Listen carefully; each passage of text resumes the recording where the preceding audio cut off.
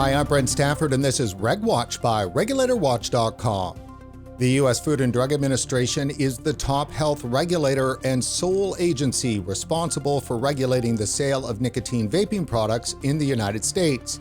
To date, the FDA has denied over 99% of vaping products submitted for marketing approval, and of the small handful of products it has approved for sale, all are tobacco-flavored. And woefully, the FDA's internal scientific review process appears corrupted by political influence, and at least one federal circuit, the Fifth Circuit Court of Appeals, has held the FDA's rulemaking process is arbitrary and capricious.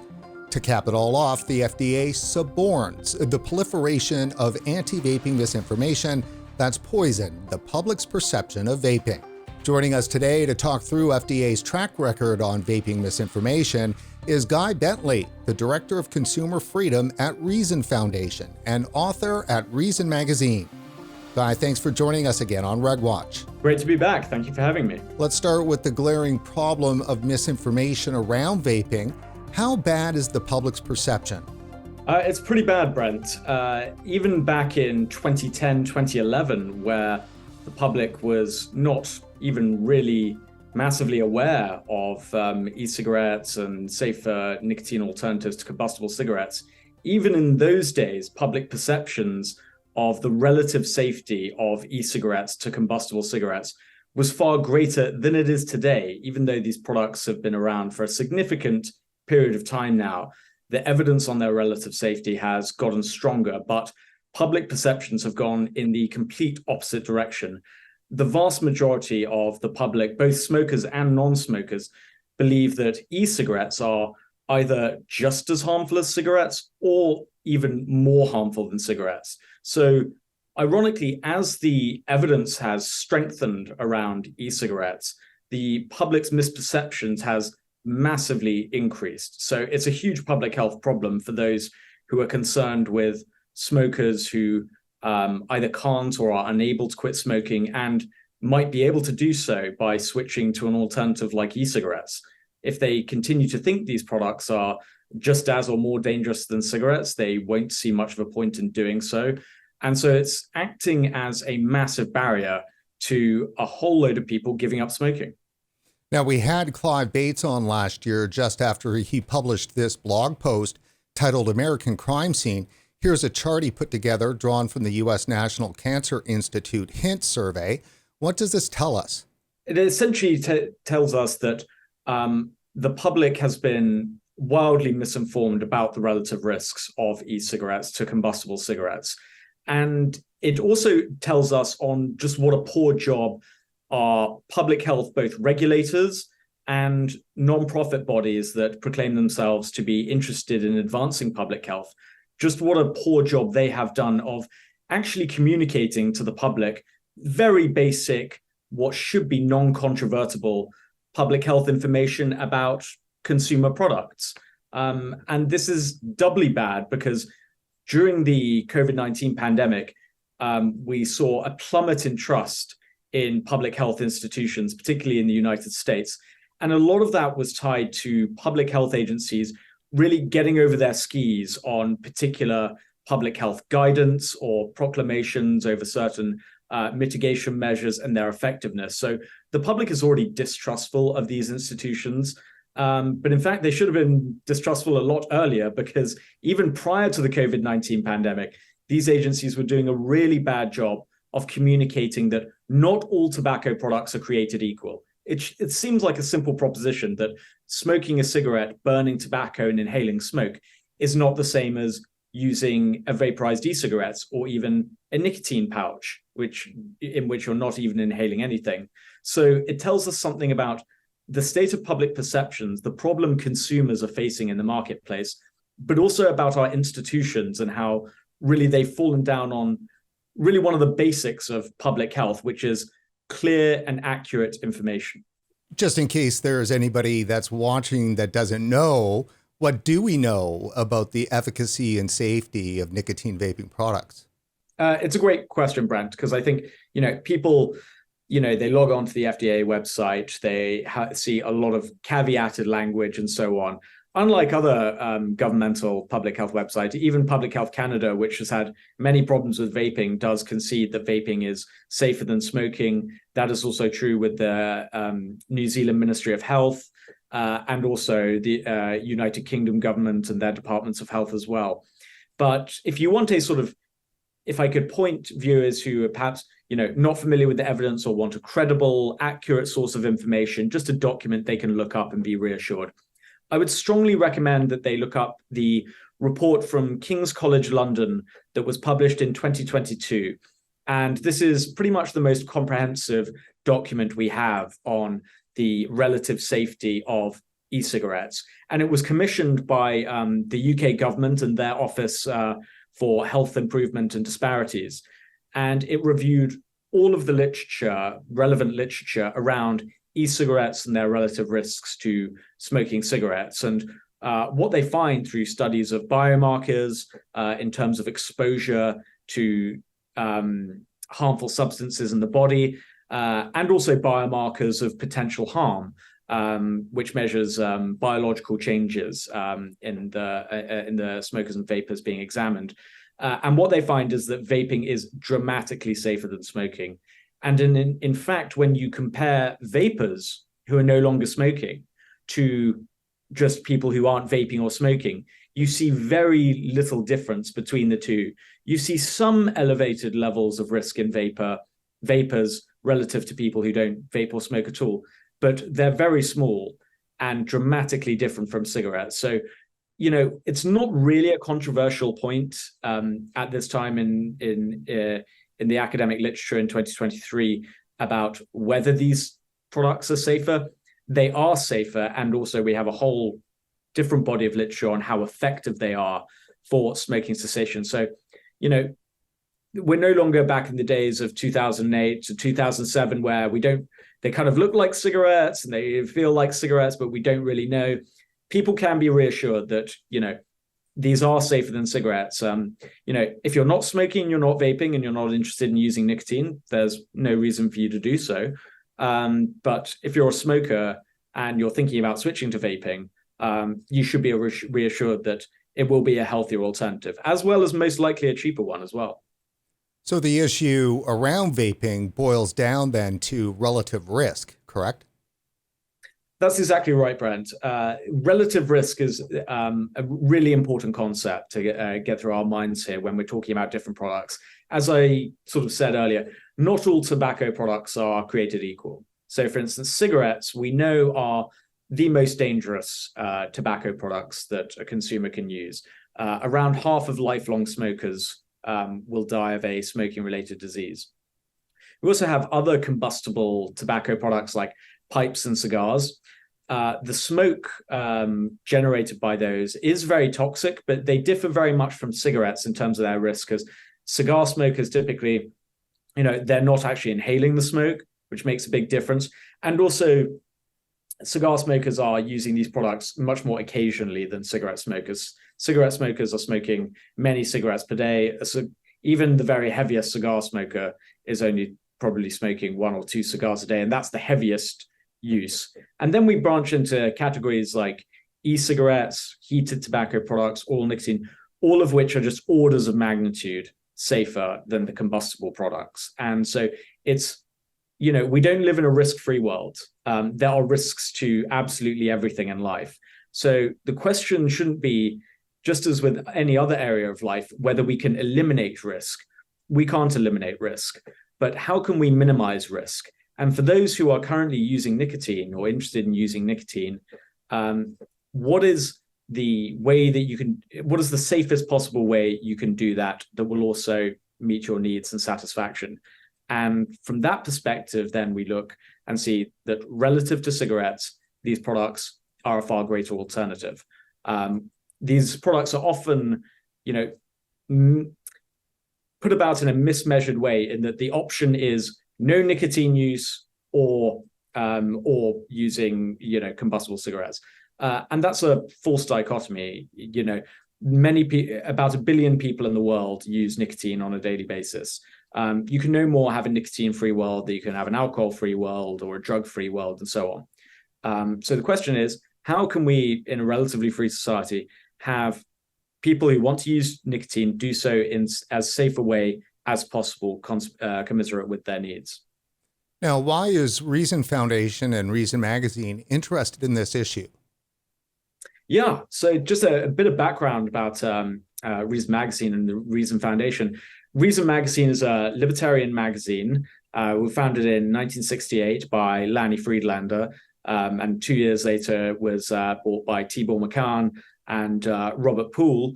And it's sort of been the leading libertarian magazine in the United States ever since. It's sort of, if listeners are familiar with, say, the National Review, on the conservative side of the U.S. political spectrum, or the New Republic on the left, it's Reason Magazine is the libertarian equivalent of that. And Reason Magazine, as well as having its monthly print magazine, we have a website, reason.com, and our journalism team cover a whole variety of issues with a particular libertarian and free market focus.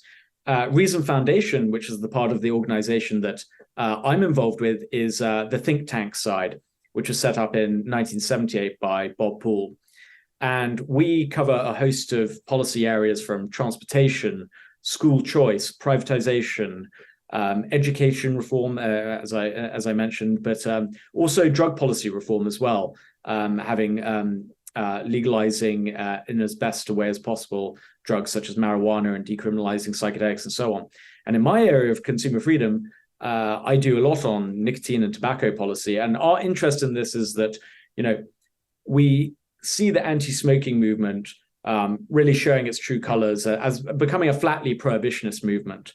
And our view on this is very much the John Stuart Mill line, that as long as you are not either financially or physically hurting others, you should be free as an adult to choose how you spend your money and what products you buy. And in the tobacco space, we think that particularly these innovative new products, or not even so much new anymore, but innovations like e-cigarettes are a great example of free market innovation, that there was demand for safer alternatives to cigarettes, whilst giving people the nicotine at a satisfactory level that they wanted. And this should be great for public health. It's many people have set up small businesses selling these. Consumers are happy with the product, but we see huge governmental overregulation and essentially persecution of this industry, and not just the industry, but the consumers. People who buy products are, very closely linked to the people who sell. It is the government getting in the way between willing buyers and sellers. And that's the problem we have. We want to see a regulated market in terms of restricting these products and their access to youth and so on. But really, this is an innovation that should be welcomed, and it's a consequence of free market innovation.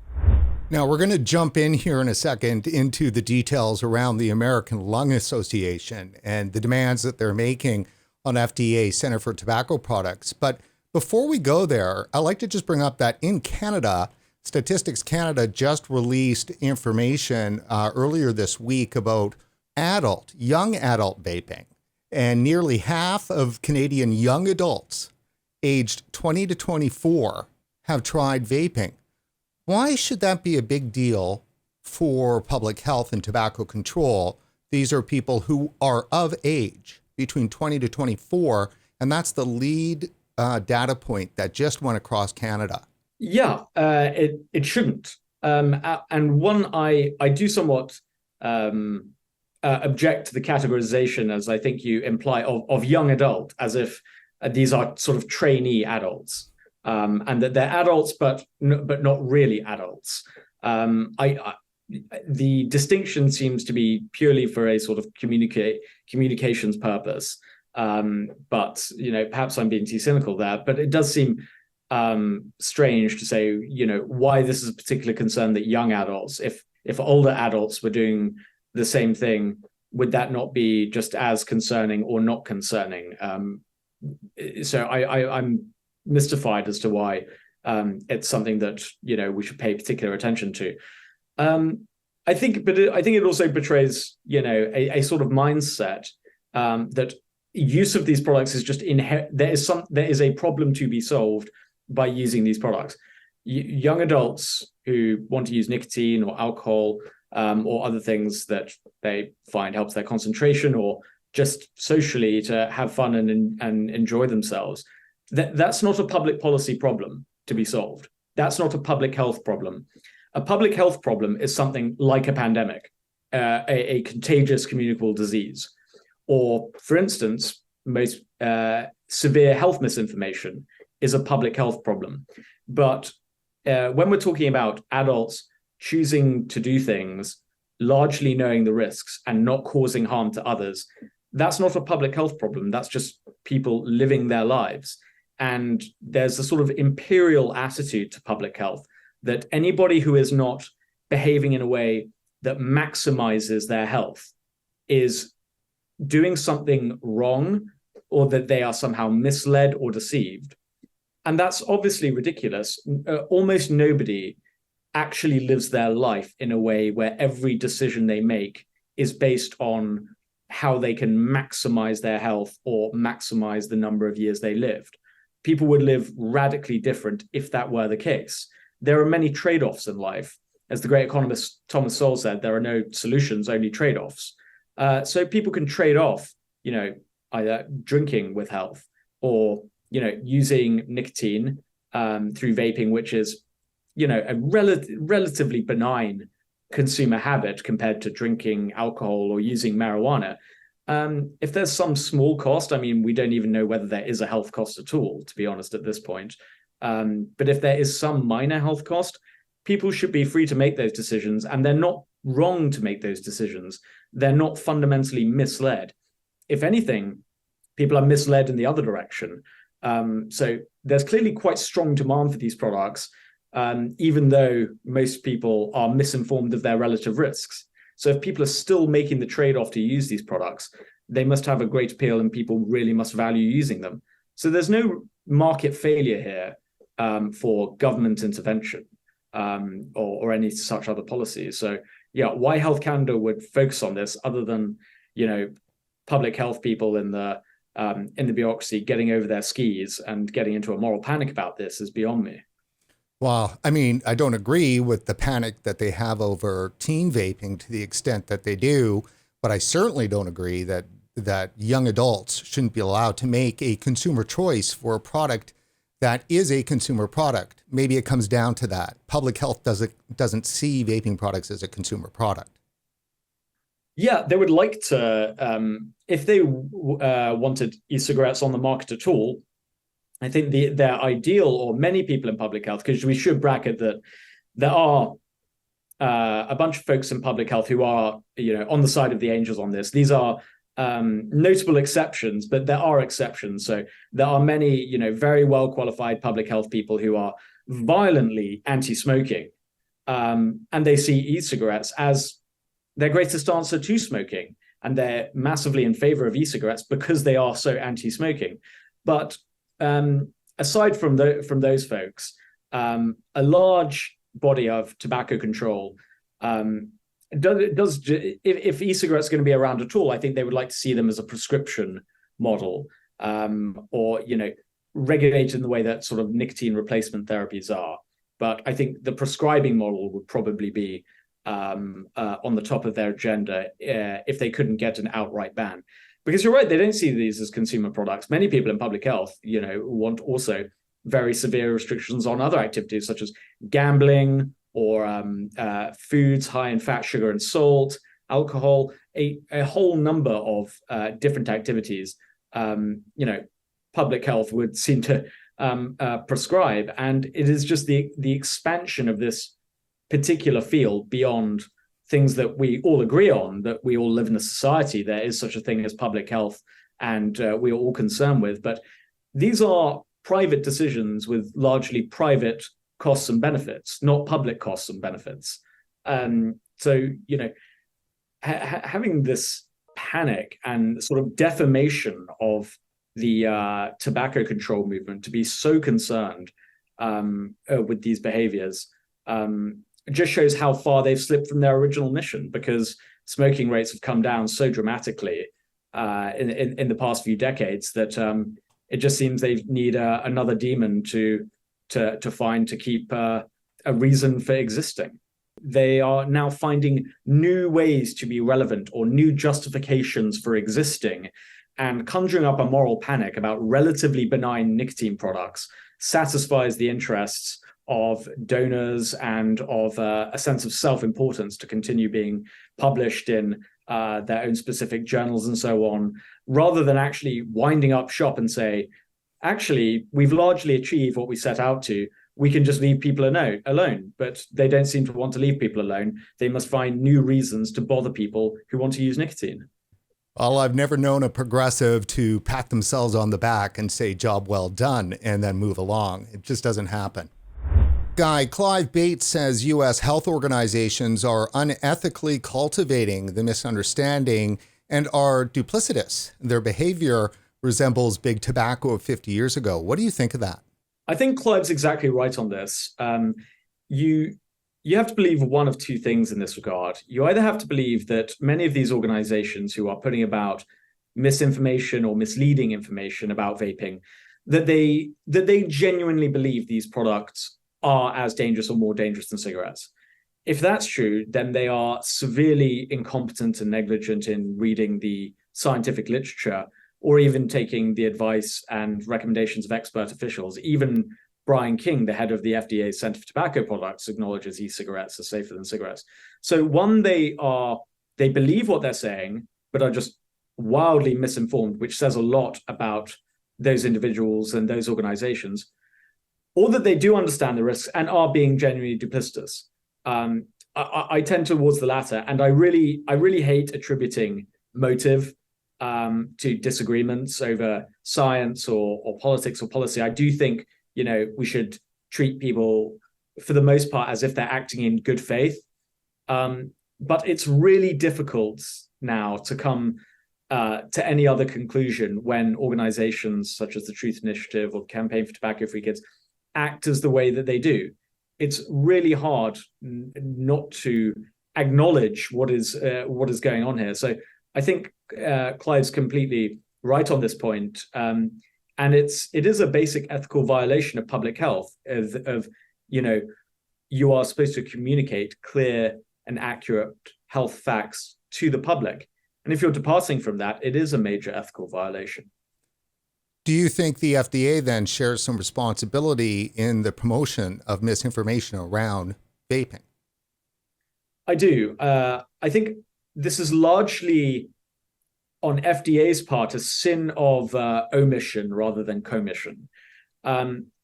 Because the FDA has, to the extent they have communicated about e-cigarettes, it's very muddled and unclear. It's almost always couched and caveated in negative terms.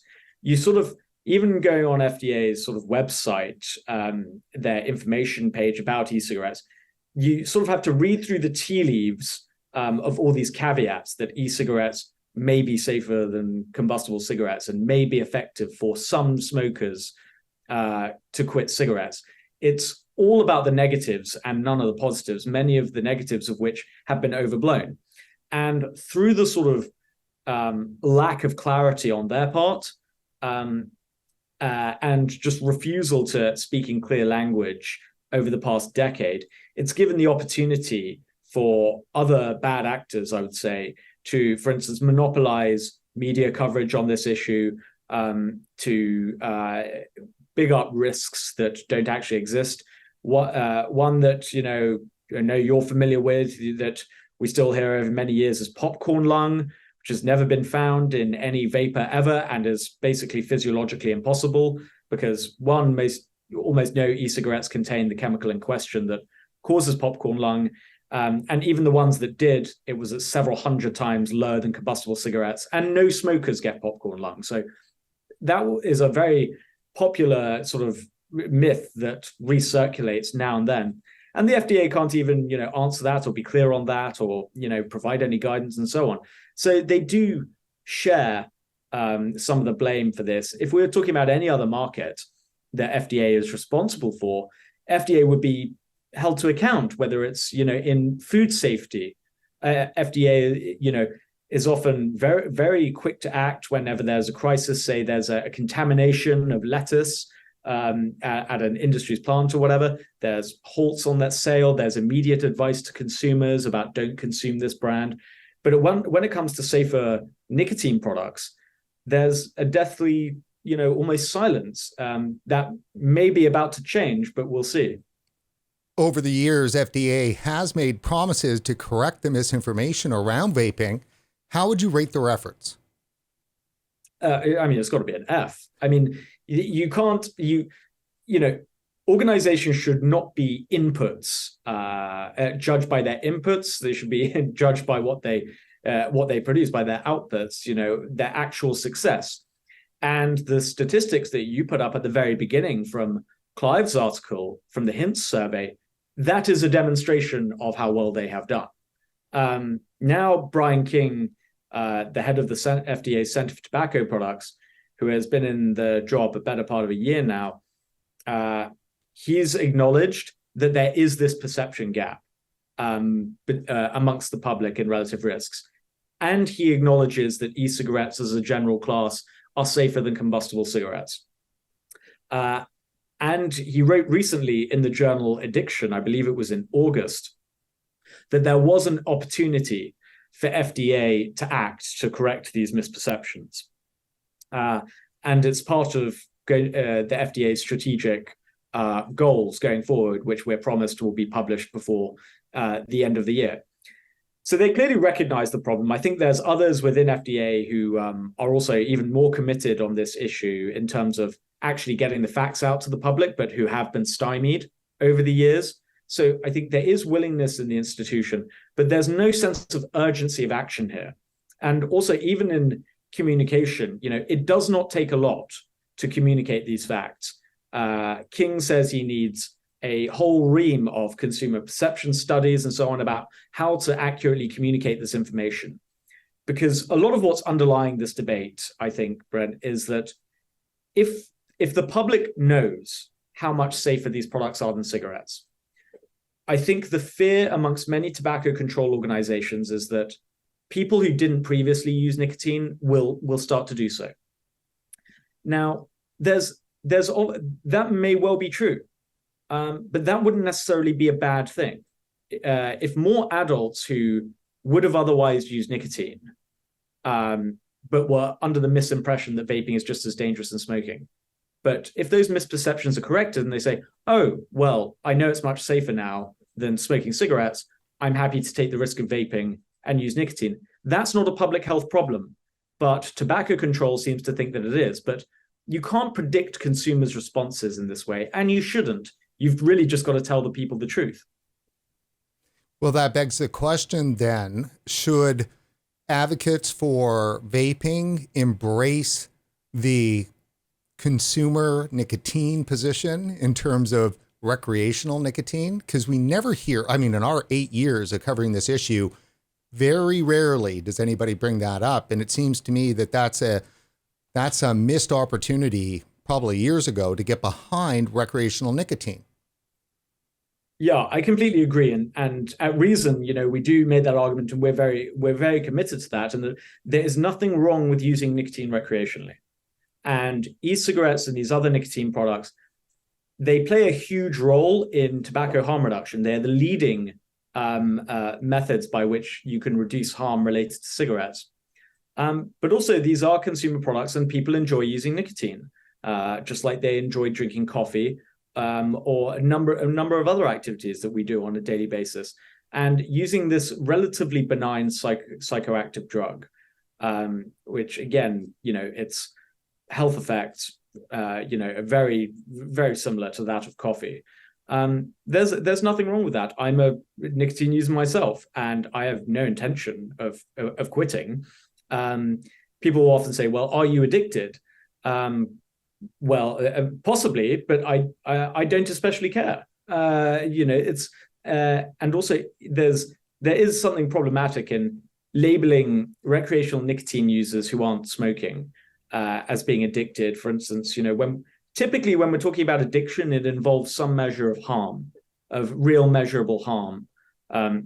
people who are very compulsive or addicted gamblers, or alcoholics. Many of us know somebody in our family or extended circle who has some kind of substance use problem. And the problem isn't generally the substance, it's the abuse of the substance or the abuse of the activity. The problem isn't the existence of gambling per se, but somebody who is compulsively betting away money they don't have and continues using money. It's not the behavior or the product itself, it's bad consequences stemming from that behavior. So if, for instance, using nicotine recreationally, if there are very few to no negative health consequences to you, then it's somewhat misleading to say you're addicted in the same way that an alcoholic or a heroin user may be addicted to those substances. You could get withdrawal like many people do when they give up caffeine, say for Lent. They get a headache and have withdrawal symptoms, but these are very minor things and not something that governments or public health regulators really need to take all that seriously. I think for something to be an addiction that is a worrisome addiction, there needs to be a rock bottom that could happen. And I don't think you can hit rock bottom by vaping a nicotine vape. No, there are, as far as I know, no sort of domestic violence incidents is caused by people vaping too much or not having enough vaping, as we do see with alcohol, or problematic use of marijuana. When people use too much marijuana, there can be negative mental health effects there.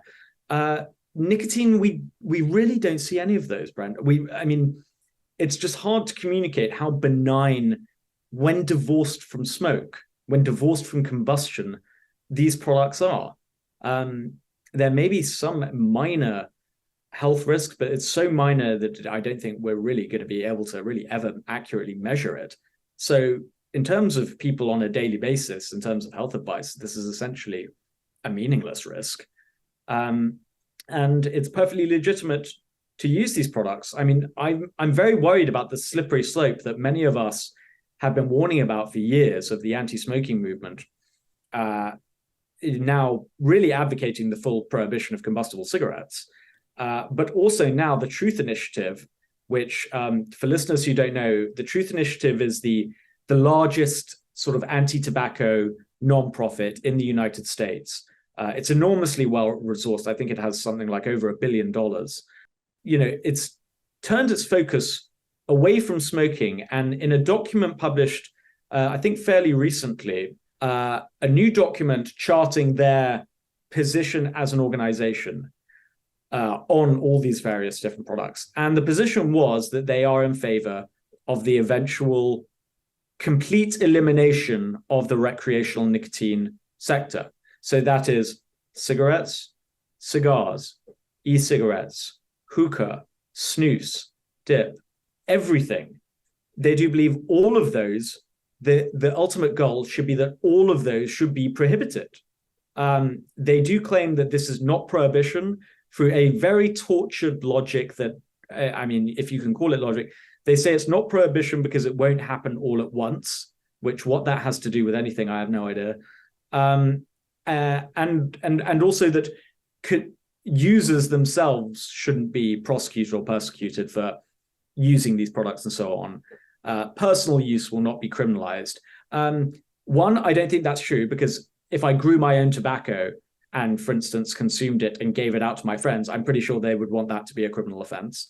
But secondly, go back to the days of the 18th Amendment and prohibition of alcohol. Personal consumption of alcohol was not illegal during prohibition, but its manufacture, distribution, and sale was. And this is the fundamental point about prohibition. The freedom to buy is indivisible from the freedom to sell. If I want to buy something, in practical terms, there needs to be a legal industry for me to buy it from. Otherwise, I'm going to have to turn to the illicit market, which has all sorts of problems, as we know, with criminality and quality control and so on.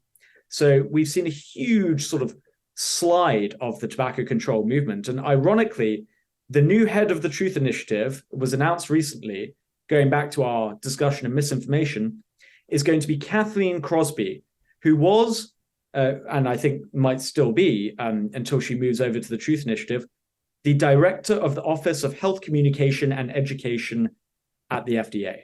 So the person who is going to be head of the Truth Initiative, which now wants to ban all recreational nicotine, was recently an FDA employee responsible for health information about these products. And no wonder we're in a complete mess over public perceptions on this issue. That is amazing. It's stunning to learn. And for those who don't know Truth, they are the worst. All their funding, though, comes from the Master Settlement Agreement. So the agreement that the government made with all of the tobacco companies in the late 90s, early 2000s, in a way, for me, Truth Initiative feels like a quasi-governmental organization. Yeah, I agree. It's the biggest big tobacco funded group in the country. Occasionally it'll get, large grants from the likes of Robert Wood Johnson Foundation or Bloomberg Philanthropies. But as you say, most of its money comes from, those original agreements with tobacco companies. So yeah, it is definitely one of the leading purveyors in terms of misinformation. And it does have this sort of very privileged access to FDA and the CDC. And this is essentially a pressure group. It's a campaign group.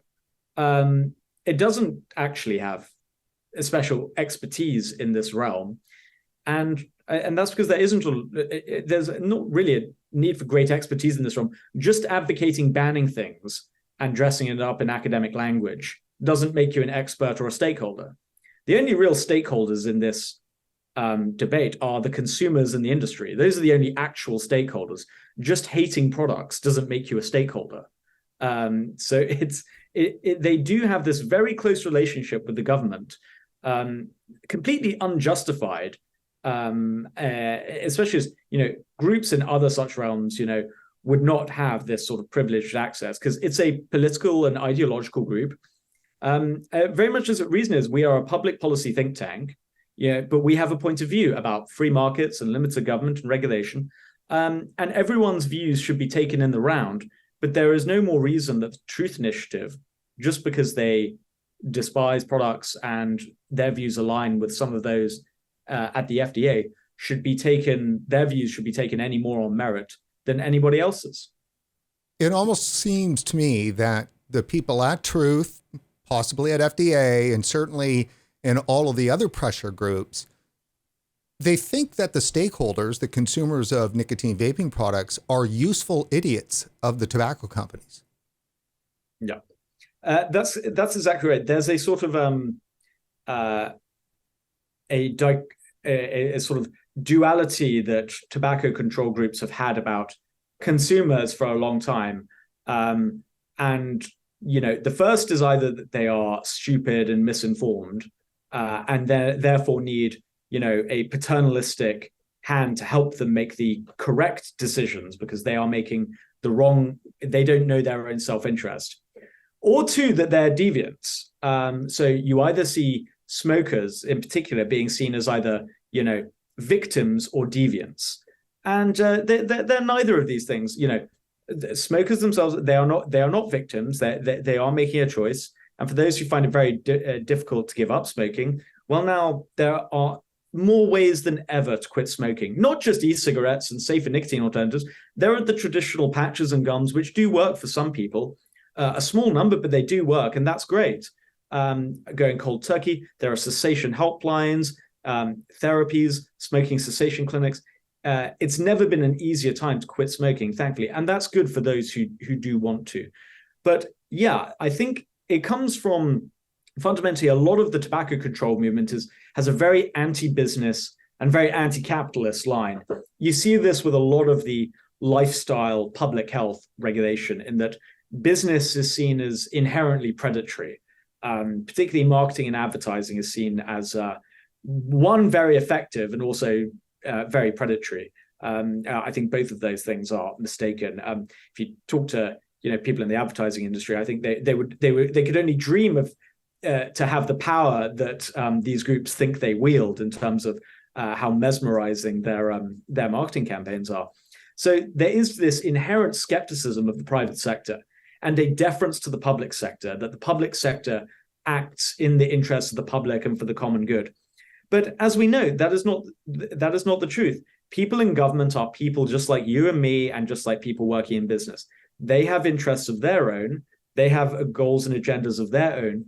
So we cannot look, incredibly skeptically at the private sector, consumers and businesses on one side, and then have no skepticism about the ability of government officials to effectively plan people's consumer decisions, or effectively plan an industry that they have very little experience in dealing with, either practically or even from a theoretical perspective.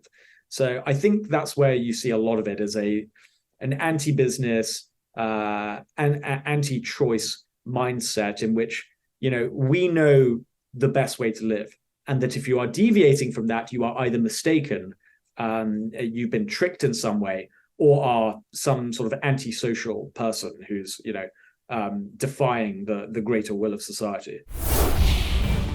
Guy, the FDA Center for Tobacco Products has launched a 5-year strategic planning process, which appears to be, of course, driven by the Reagan-Udall Foundation's report that they released late last year, citing numerous examples where the agency lacked sufficient strategic planning, useful and timely guidance, and internal leadership on critical issues, such as finding a balance between science and policy.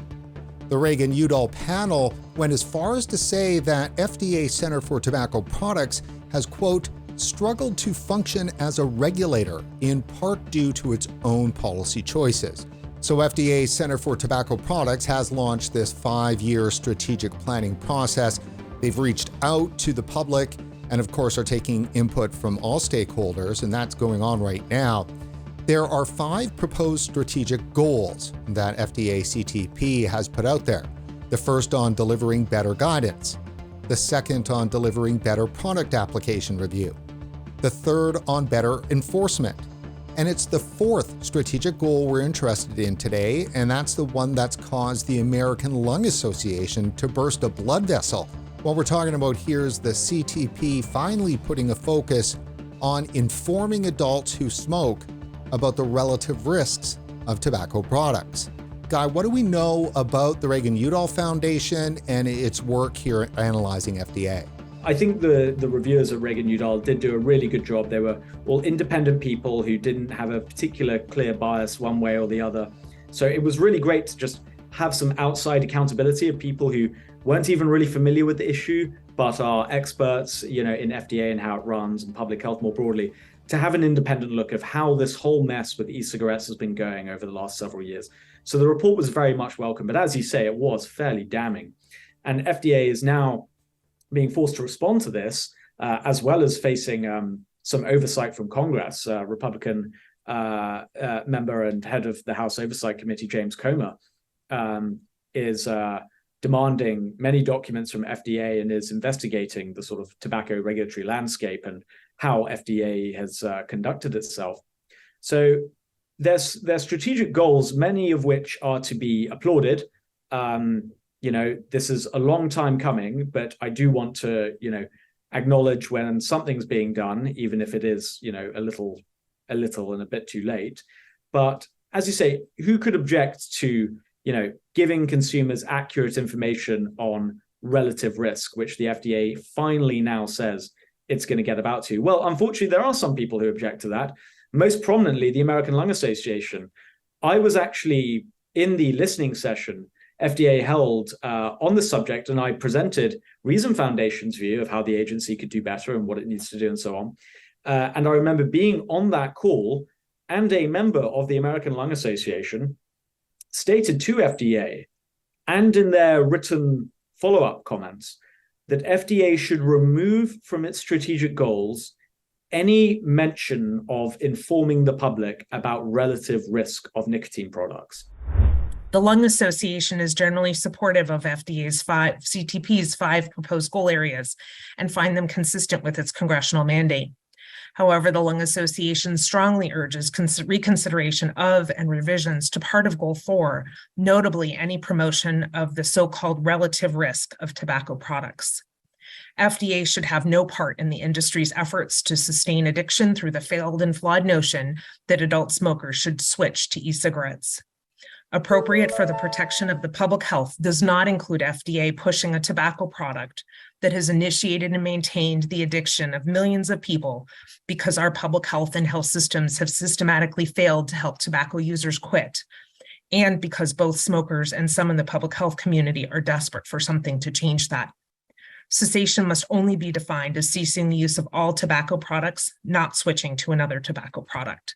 The long-term public health and disease consequences associated with e-cigarette use, especially youth initiation, will continue to be learned the hard way, and CTP must not be further implicated in this debacle. So to translate that into the simplest language, the FDA shouldn't tell the public that some nicotine products are safer than others. And that's a really outrageous stance to take from an institution that is allegedly dedicated to improving the lung health of Americans. Surely, if you are that dedicated to improving the lung health of Americans, you would want to say that smoking is the worst thing you can do for your lungs. Smoking cigarettes is the worst thing you can do for your lungs. If there's anything else you can do other than that, it'll be an improvement. And if you do these things, such as vaping, it'll be a big improvement. Our wish is that you wouldn't do any of these things. Our wish is that you wouldn't use nicotine or whatever. Totally fine, reasonable point of view to hold. But if you are going to use one of these other products, such as, the advice we give to teenagers, we wish you weren't engaging in underage sex, but if you are, we hope you're, using condoms and, and being safe and so on. We take these areas in so many walks of life of mitigating our risk. It's common sense. It's not particularly controversial and so on. But unfortunately, there are big institutions that objected to the most mild milquetoast language from FDA, which many of us think doesn't go far enough. Well, it's shocking. They're supposed to be protecting people's health, certainly from the lung point of view. And for any organization to make a demand on FDA to lie to the American people, that's outrageous.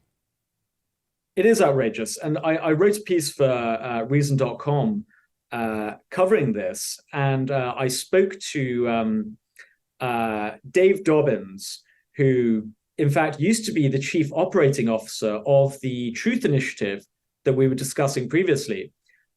Dave has since left the Truth Initiative. He is a big supporter of tobacco harm reduction and believes that e-cigarettes have a very critical role to play. Dave is somewhat more generous to the American Lung Association than I am. He believes that they have honestly misread the data and the science on this, and doesn't think that they are explicitly lying on this issue. But unfortunately, whether that's true or not, I don't actually think that's true. But say we take the most generous interpretation.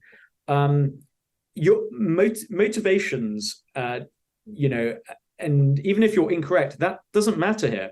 If somebody says that, I really don't think the polio vaccine works, and you should remove any mention saying, telling people that the polio vaccine prevents polio and so on, they could honestly believe that. But it would still be wrong, and it would still be asking FDA to lie. So regardless of whether they actually think what they're saying is true, they are objectively telling the FDA to mislead the public. Which, again, going back to the basic medical and public health ethics, is a huge red flag. I do think FDA eventually will ignore that, because I think the pressure is becoming too great now. The academic evidence, the evidence of consumers taking up these products and so on, this is incontrovertible now. We're too advanced in this argument now for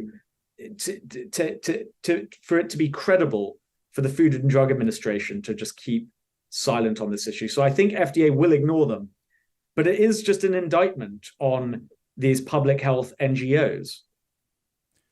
To me, it sounds like the ALA here is providing us some understanding about, say, why Health Canada would be so concerned about the 20 to 24-year-old who's picking up nicotine vaping. It's because that demonstrates people who have never smoked deciding in early adulthood to pick up nicotine vaping as a recreational habit. And that sounds like that's the worst thing in the world to groups like the American Lung Association. Yeah, I think that's exactly right, Brent. And Dave Dobbins, the interview I did with him, we discussed this issue, and I put forward that thesis to him that really what a lot of groups worry about is that if people do have accurate perceptions of these products, then a group of people who never use these products will start using them. And he said, very much, I think very sensibly that, yeah, that's a risk, but there are huge harm reduction benefits still because the harms of smoking are so big that, any hypothetical level of risk from vaping pales in comparison, even if you have many more people doing it. But also he made exactly your point in that, listen, we're not, we don't live in a risk-free world. It would be a very boring world if we tried to, mitigate every enjoyable recreational activity that people engage in. People engage in all sorts of risky behaviors. For instance, horse riding and skiing are incredibly dangerous, but we have in our minds that they are, essentially sort of noble activities, that there's something sort of heroic in them. But these are recreational activities in which people get paralyzed or even killed. The same cannot be said of vaping nicotine. And again, drinking coffee, because it is the sort of most direct comparison in terms of a sort of daily, very mild stimulant. That is the rubric with which we should be thinking about these products. Using these recreationally, if you are of age, is not a public health problem. It's not a problem at all. That is a question for the individual of whether the benefits to them outweigh any of the risks. And if they do so, that the answer has clearly been given. Maybe the issue is that many in public health who think this way may believe in the individual, but their belief, like what's wired in their DNA, is that society is prior to the individual. So individuals may exist, but it's society comes first, and that's why they're playing this game. Yeah, there's a huge part of that. It's inherent to public health as a field and as a discipline, and sometimes that's appropriate. For instance, when we're talking about, as I mentioned earlier, contagious diseases. One of the very earliest examples of public health is cleaning up the water supplies and preventing big outbreaks of cholera and other such diseases. And those are great actual examples of public health in which there are huge risks to the population. We do actually, in some ways, need to act collectively to mitigate those risks.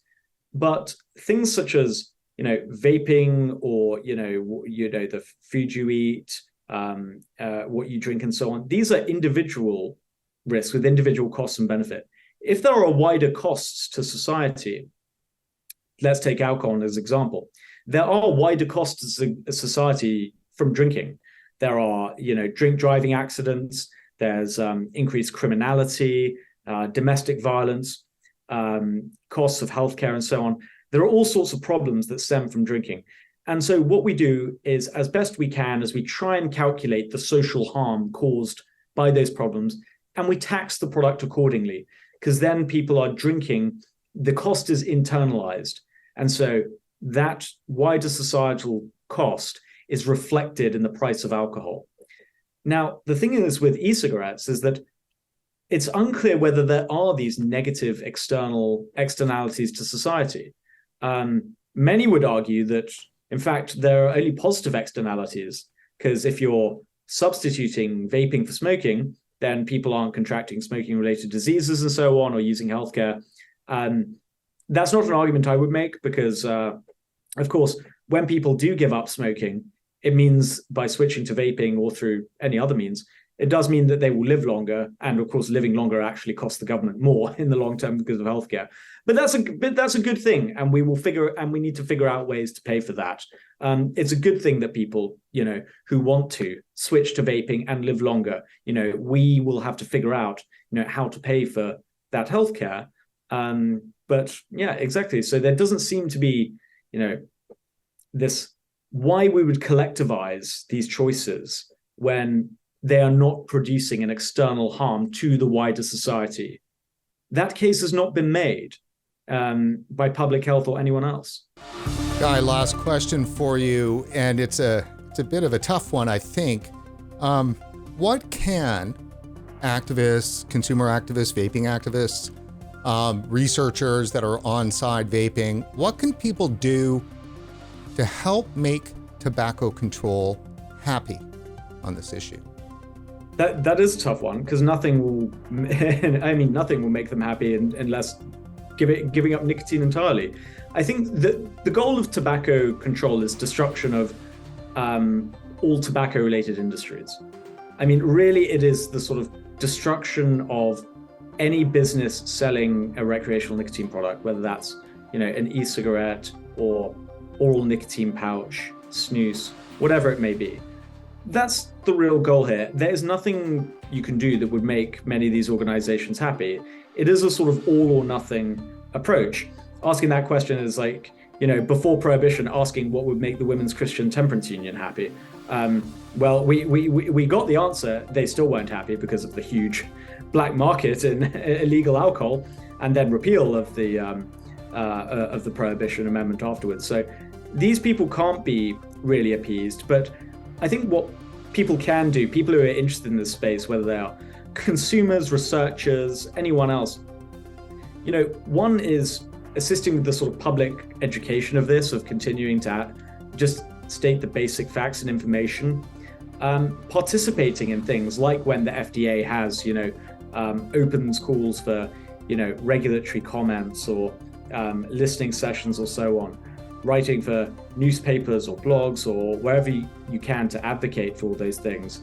And also for those who have the relevant expertise, contributing to things such as lawsuits, many of which have been successful against the FDA and are advancing through the courts, particularly in the United States, regarding FDA's refusal to authorize many e-cigarette products, which, if they were evaluating, in a rational way, would have been authorized, but have been denying in a very unscientific way. Many of those lawsuits are proving successful and advancing through the courts, so contributing things such as amicus briefs and so on to those can be invaluable to show, for instance, judges how FDA has erred from administrative law. That's a very specific one for those who have, expertise in those fields. But there's a whole number of ways people can contribute. There are great organizations like Consumer Advocates for Smoke-Free Alternatives and the American Vapor Manufacturers Association. Groups like us at Reason, think tanks in this space. I think you've had Lindsay Stroud on the show, who's a great representative from Taxpayers Protection Alliance, Tim Andrews at Americans Tax Reform. There are those of us in this space, trying to, hammer on in this field. The year, at least legislation-wise, has been interesting. We haven't had any real major additional prohibitions of flavors, very few tax increases. So that has been heartening to see. And it's heartening to see FDA has been forced to come to the table here, after all these many years. So, it's not all in vain. I think that, it's taken a long time, but there is a sort of glimmer that, the work of all these many years is starting to breach some of those upper elements of the administrative state.